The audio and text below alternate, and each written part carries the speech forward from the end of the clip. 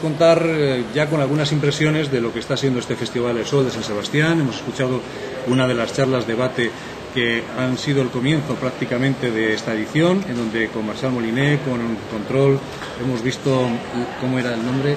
Toni Segarra, el chip o la neurona. La neurona que nos queda.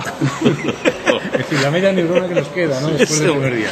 En todo caso, este es el festival 25 aniversario que comienza y no sabemos si hay una reflexión que usted se hace en este o antes de llegar a este festival, como el año en que la publicidad tiene que cambiar o necesita cambios y retoques sólidos después de que hemos visto ejemplos muy recientes como que toda una agencia como EuroRSCG ha pegado un giro drástico y no sabemos si va a marcar el principio de un sistema distinto con directivos killer mucho más agresivos, con 3 directores creativos igual de potentes titulares a cambio de uno y con una orientación, dicen, que mucho más dirigida al cliente, que podría ser una locura o una butada si no fuera porque lo dice un señor que ha convertido en éxito una empresa prácticamente en quiebra en Brasil, que cuando uno se cae en un sitio tan grande se cae muy rápido y muy bajo, ¿no? Hombre, yo estoy seguro de que si... Creo que el nombre es Ricardo Monteiro, ¿no? Creo que si Ricardo Monteiro ha conseguido efectivamente orientar EuroRSCG en Brasil al cliente, ha hecho lo que debe hacer. Yo creo que nosotros somos empresas de servicios que funcionamos o no funcionamos en función de nuestra capacidad de satisfacer las necesidades de un cliente. Por lo tanto, si es lo que ha conseguido, lo que quería decir con sus alegatos es que hay que estar al lado del cliente y resolver los problemas del cliente, sin duda esa es la base de nuestro negocio. Así que si lo consigue con Euroaqui, que Euroaqui no creo que sea una agencia que tenga el problema que podía tener en Brasil, necesita bancarrota, aquí no lo está, desde luego. Pero si ese es su objetivo, supongo que será el mismo objetivo que tenía Germán, pero si ese es su objetivo real, pues si tiene otra manera de conseguirlo, a ver, bienvenido sea. Y desde luego estamos en un momento en el que lo que hay que hacer es aprender, probar, equivocarse y aprender. Escuchábamos a Juan Rocamora hablando de EuroRSCG, ahora presidente de Área Asia-Pacífico, que España tiene el peor... decía que España tiene la peor calidad de vida anunciante agencia del mundo. Y no sabemos si usted es partidario de esa opinión, pero indudablemente le escuchábamos, era muy drástico en ese comentario y era literalmente así. Ya, yo no puedo decir lo mismo. Yo siempre he pensado que tenemos una posición muy privilegiada SCPF dentro del mercado. Somos una agencia con pocos clientes y con clientes que la mayoría de ellos llevan bastante tiempo con nosotros y la verdad es que yo siempre he tenido una relación magnífica con ellos, salvo alguna excepción que ni voy a decir y me parece que sea representativa. Pero en general me he sentido muy bien tratado, muy exigido, que es una cosa que me parece importantísima. Y yo creo que el anunciante español se enfrenta a problemas muy serios. Y supongo que eso aumenta el nivel de nerviosismo, el nivel de exigencia también, los problemas son más graves y más difíciles de resolver, pero más allá de eso, quizá es porque Juan ha tenido alguna mala experiencia o algunas malas experiencias que lleven a hablar así, no lo sé. O quizás que yo soy el que no vive en el mundo real, también puede ser. Bueno, hasta tal punto que ustedes no han ganado algunos concursos porque la mesa de compras nos han puesto de acuerdo en precio cuando iban muy destacados o por lo menos entre los primeros en creatividad, en el caso de Repsol, ¿no? Sí, ese es un gravísimo problema de la profesión. Yo creo que el principal problema de esa profesión actualmente es el problema de la remuneración, de los horarios, básicamente de la valoración de nuestro trabajo. Es decir, lo que te pagan por lo que tú haces es lo que te valora. Estamos en un mundo que se mide en dinero y por tanto el dinero es la expresión de tu valor. Si cada vez nos pagan menos, eso quiere decir que lo que hacemos cada vez tiene menos valor y yo no lo creo. Es más, creo que ahora es más valioso que nunca. Entonces, el problema fundamental de la situación actual dentro de una sociedad de consumo es el problema de consumo.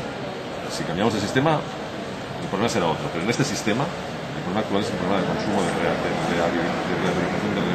recuperación del consumo. Y eso se consigue vendiendo. Y nosotros somos el ejército de vendedores o la fuerza vendedora de la mayoría de las marcas. La publicidad es la principal fuerza vendedora de muchas marcas. No tiene ningún sentido que en este momento sea el momento en que se rebajen horarios, se ajusten los salarios, porque lo que se consigue con eso es que nuestra respuesta sea menor, haya menor talento, haya menor capacidad de unas posibilidades, unas capacidades, menos trabajo, menos respuesta. Bueno, de la neurona que nos queda, de esa que nos quedaba, sin embargo, hay una reflexión que hacer. Estábamos teorizando sobre cuál es el pensamiento correcto, la teoría correcta, la elaboración del pensamiento correcto para hacer la creatividad. Y estamos recordando, por ejemplo, que agentes como el DN de Chicago, como por por ejemplo, con el tema de Anheuser y que han perdido cuentas y que han dejado del WhatsApp y de tantas otras grandes campañas que habían realizado, han pasado a tener una verdadera crisis cuando en teoría todos los patitos estaban alineados para llevar a esa teoría. ¿Hay una verdadera teoría que lleva hacia algún sitio o simplemente es una butada que se hace para intentar pensar que todo, como la fe, tiene algún sentido, aunque no lo tenga o pueda no tenerlo? Yo creo que no hay teorías. Como decía Marsala, hay un conocimiento, hay unos principios. Somos una profesión que aprende poco de lo que hace y que investiga poco en los errores, y eso es un problema grave. Pero yo no creo que haya una teoría que nos justifique y que nos salve. Y menos ahora en que en realidad lo que ha ocurrido es que todo se ha fragmentado, todo se ha roto, ¿no? Y lo que tenemos es una situación mucho más compleja que hace unos años en las que seguramente no había una teoría, pero sí había un escenario simple, ¿no? Y era más sencillo resolver problemas. En estos momentos no. Y por eso yo apelo a la fe, porque yo creo que al final lo que cada una de las agencias tiene que hacer es tratar de explicarle al anunciante cuál es su manera de entender la solución de esos problemas, que no sé si es la solución cierta o no, es aquella en la que yo creo y aquella para la que yo estoy dotado de algún modo, ¿no?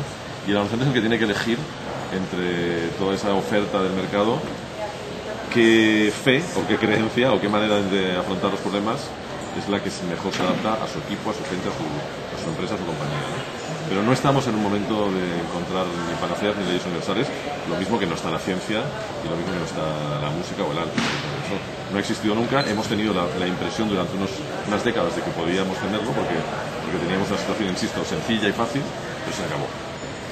El otro día el informe RIB de Contrapunto de BDO decía, que ya su propio nombre da una pista, que lo digital es el medio ambiente, es la base de todo lo que nos viene, y no sabemos si eso también está siendo aceptado así por todas las agencias y si además es cierto, y cómo lo están viendo ustedes. Sí, yo creo que lo digital llegará un momento en que no tendrá nombre porque será otra expresión de la realidad. Es decir, lo digital es la realidad, forma parte de nuestra vida ya, digamos, todavía no de una manera completa. Es cierto que todavía hay un 50% de ciudadanos en este país que no tienen acceso a Internet, por ejemplo. Por lo tanto, es una realidad que se está construyendo, pero no cabe la menor duda de que es el lugar donde va a ocurrir la mayoría de las cosas. La inmensa mayoría de las marcas que no tenían una presencia, por ejemplo, en la calle, ahora lo pueden tener en Internet, que es sobre todo un lugar, ¿no? Sobre todo una reproducción del mundo. Por lo tanto, yo creo que lo primero que va a empezar a desaparecer es esa separación absurda que hoy hacemos, ¿no? Entre lo digital y lo no digital, lo off y lo on, lo tradicional y lo nuevo. Eso se acabará en el momento en que se nos pase la tontería y el sarampión, pues llegaremos a entender que todo es lo mismo, ¿no? Del mismo modo que ya no se... Hubo un momento en que se empezaron a lanzar bancos en Internet y había bancos en Internet y bancos fuera de Internet. Bueno, pues habrá un momento en que yo ahora mi relación con mi banco de toda la vida, que no era un banco de Internet, es por Internet. No tiene mucho sentido que empecemos a dividir, ¿no? Lo mismo que pasará con las agencias interactivas, que las buenas se convertirán en agencias y las malas se convertirán en nada. Como las malas agencias tradicionales, las malas se irán a la mierda y las buenas seguirán existiendo, ¿no? Pero todo, digamos, se unificará porque lo digital no tiene una... Lo digital ha venido para convertirse en una nueva faceta enorme, impresionante, grandiosa de la realidad. El tío de Nadal no era tenista y Nadal ni siquiera era zurdo, era diestro. Y sin embargo han convertido en realidad una entelequia, que no lo fue al final. Y también en el fútbol dicen que cuando tienes un equipo descompensado como el Real Madrid, si lo haces jugar a todos por su banda y por su lado, consigues el máximo rendimiento y por eso consiguen entrenadores carísimos para conseguirlo.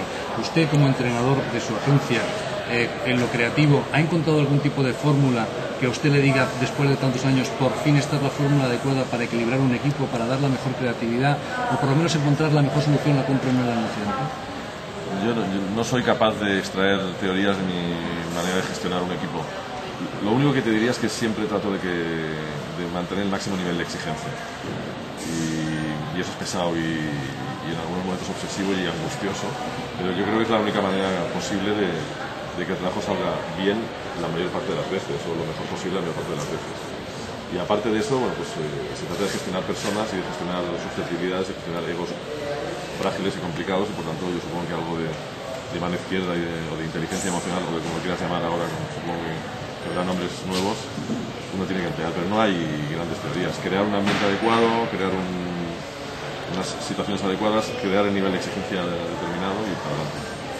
Decía Carlos Barrabés con usted, en una charla con usted, interesantísima por cierto, en el Instituto Europeo de Diseño, que incluso en Google los ingenieros no tenían valor estratégico, sino tenían los que estaban sentados en la mesa del Consejo de Administración y que había que conseguir estar en las mesas del Consejo de Administración aportando valor a las empresas. Y desde luego, en este momento, ¿quién aporta valor? Parece ser que lo creativo es muy importante, pero no están tanto en los consejos de administración, como hemos visto, de ninguna agencia en ninguna parte del mundo. ¿Qué aporta de verdad valor? ¿Qué es estratégico? ¿Y en dónde cree usted que debería de estar el punto clave de la agencia? ¿En algún equilibrio? ¿Más delanteros, más defensas, más centrales?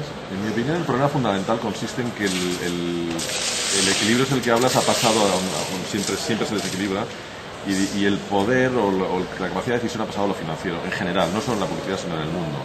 Y yo creo que asistimos ahora a una crisis de lo financiero, una crisis de modelo en la medida en que lo financiero se había transformado en el nivel, en el canon, en aquello que juzgaba si el mundo iba bien o el mundo iba mal, o si la empresa iba bien o iba mal.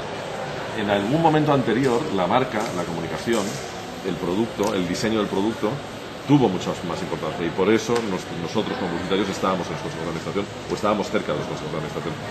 Ese valor se perdió contra lo financiero, pero creo que nunca ha perdido realmente valor. Yo creo que tengo la esperanza cierta de que en algún momento se recupere la cordura de esos consejos de administración que reconocen la importancia de la marca, pero que finalmente no actúan como si realmente la marca les importase. Yo creo que en algún momento nos volverán a llamar para ello. Yo creo que en algunos casos y en algunas marcas ya ocurre, en algunas marcas no ha dejado de ocurrir. Marcas como Coca-Cola o como IKEA siempre han tenido muy claro que la comunicación era un valor fundamental, o que creaba valor, y que esa creación de valor al final se transforma en dinero, pero que el dinero era una consecuencia de la creación de valor y no al revés, ¿no?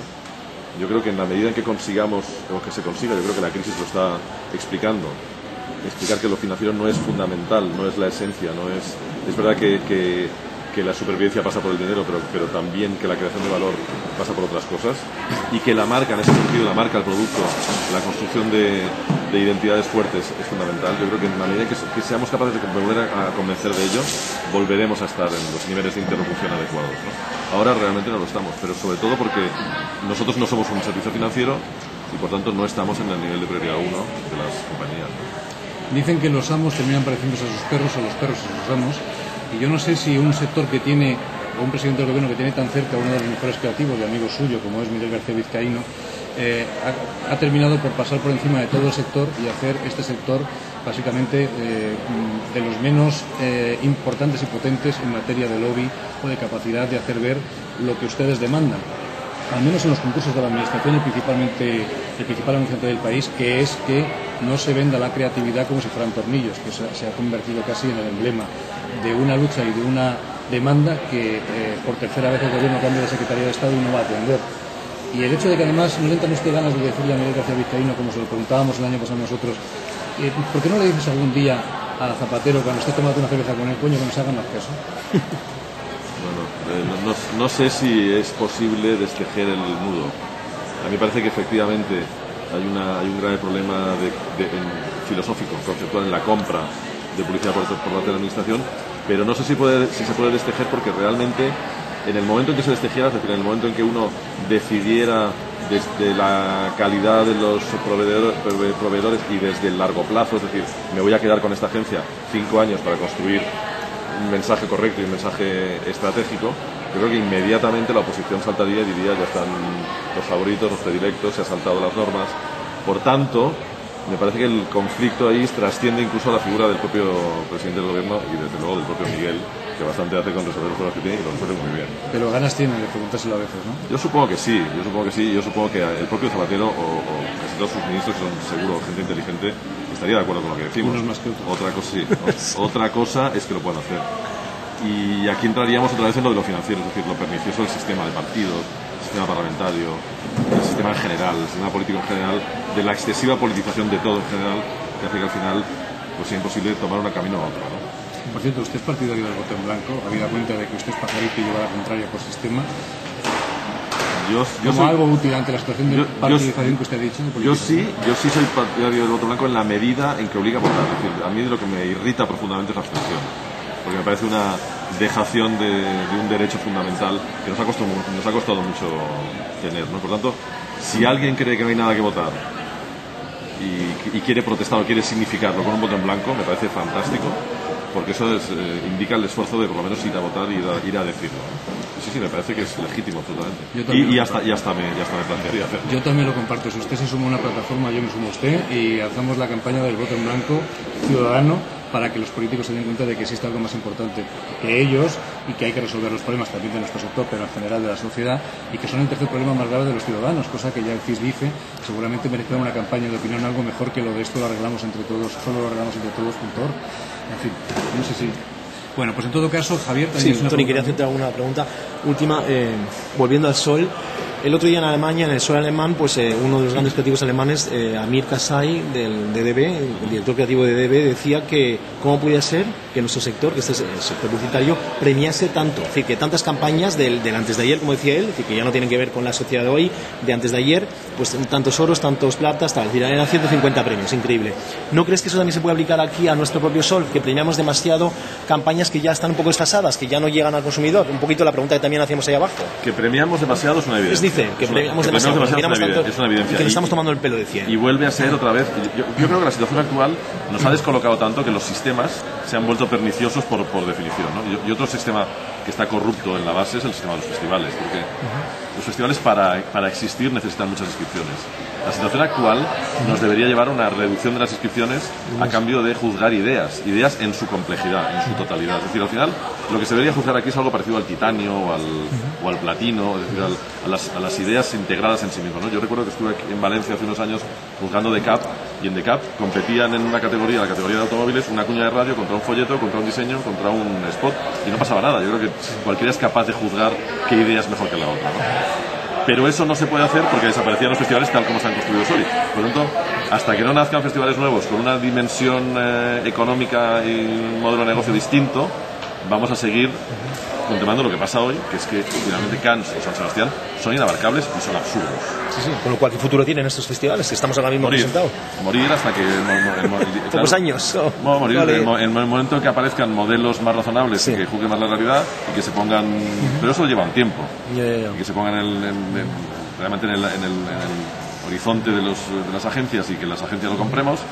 Lo mismo que ha pasado con revistas o con cosas, o con medios o con webs, pues ocurrirá con los festivales. Está claro que el modelo actual no tiene ningún sentido. No tiene ningún sentido, ¿no? Que es lo que dice Casas. Bueno, una pregunta muy importante. Este viernes es el día en que empieza la comercialización del iPad, sí, del que usted también tiene, o es como tantos otros, forofo en la distancia. Seguramente hoy lo tiene aquí delante y puede opinar de él, porque Javier Piedrahíta, que es un tequi del sector, está siempre a la última, nos lo ha traído. Este se lo ha traído de Estados Unidos, pero ya lo vemos. ¿Qué ve, qué tiene, qué poderes tiene para... con el subconsciente de un creativo, ¿qué poderes tiene que le hace mágico para ustedes?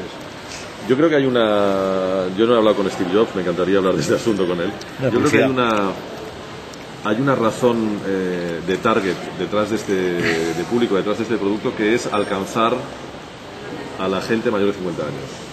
Es decir, este es un ordenador perfecto para la gente que no ha entrado en el ordenador todavía, que se siente un poco desplazada, pero que no se ve capaz de entrar en un PC o en un Mac.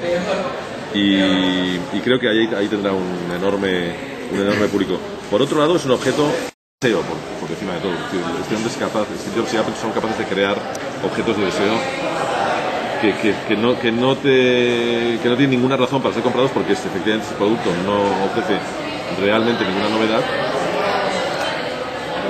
En cambio es atractivo por sí mismo. Y luego la otra es que estamos hablando de un objeto, pero en realidad lo que hay detrás de este objeto son tiendas. Lo que hace Jobs y lo que hace Apple es, a través de objetos que introducen en tu casa y que te venden además muy caros, esto es la gran novedad, el tipo lo que hace es abrir una tienda de mapas, una tienda de un kiosco, una tienda de películas, lo mismo que antes hizo con el iPod con iTunes, y consigue que con este artefacto tú compres montones de artículos en sus tiendas virtuales, ¿no? Yo creo que ese es el gran modelo de negocio de Apple, y este no deja de ser un cacharrito más que nos va a permitir comprar. Y para vosotros los anunciantes, los creativos, los anunciantes, tendréis que estar aquí al final. Bueno, las agencias, pero más, ¿no?, que esto, yo creo que lo que nos debería hacer pensar mucho es el asunto de los buscadores. Yo creo que Google es el gran... Sí, es bueno, sí, ya está arriba del todo.